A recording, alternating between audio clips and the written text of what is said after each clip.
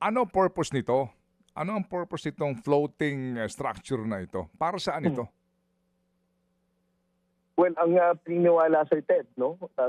Hindi paniniwala, ang palabas ng People's Republic of China sa kanilang mga statement tungkol dito sa floating structure na to, a day after we completed our press conference and exposed this to the people. Ang sabi nila, what they're doing is a marine scientific research na naaayon naman daw sa kanilang soberanya bilang bansa. Na agad naman natin itong kinontesta at sinabi natin there's only the Philippines has sovereign rights to conduct marine scientific research sa West Philippine Sea. At ang ginagawa nila rito ay violation ng UNCLOS. Yeah, pero ano mga possibility nito? Kung nangyari nga doon sa Spratlys, no, doon sa Mischief Reef yung una na kunwari ano lang silungan lang ng mga Chinese fishermen, etc. And then nakapagtayo na nga ng isang naval and air force base doon. Ano ito? Possibility na sinosurvey yung area kung paano sila makapagre-reclaim doon? Ano ba so far ang inyong mga nakuhang informasyon tungkol dito?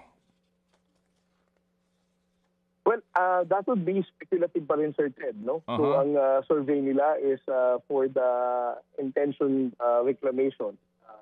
I don't think na ito talaga ang iniisip natin ngayon, and but we cannot also discount the fact na pwede rin mangyari yan, no?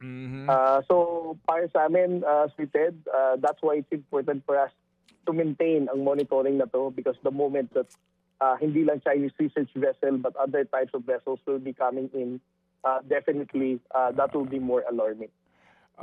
The fact na meron sila ngayon nandoon, as we speak, itong floating structure na andun pa rin, di ba? Yes, Sir Ted. Okay, no? This is accompanied by 2 Chinese research vessels. Oo, at may mga vessels pa rin doon ng China na paikot-ikot sa paligid nitong mismong bahura na ito. Nangangahulugan na ang ating mga mangingisda from Zambales, hindi sila makakalapit sa lugar na ito. Yes, Sir Ted. No? Ang mga mangingisda ay hindi nakalapit mismo sa shoal.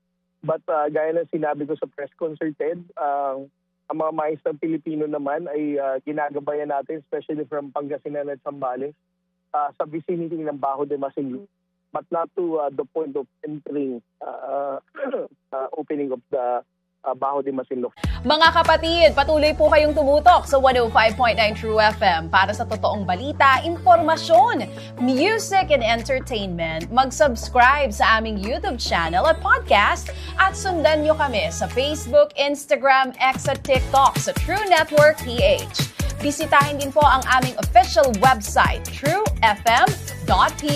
At panoorin din kami sa True TV Signal, Channel 19. Kami po ang 105.9 True FM. Laging true sa'yo, kapatid.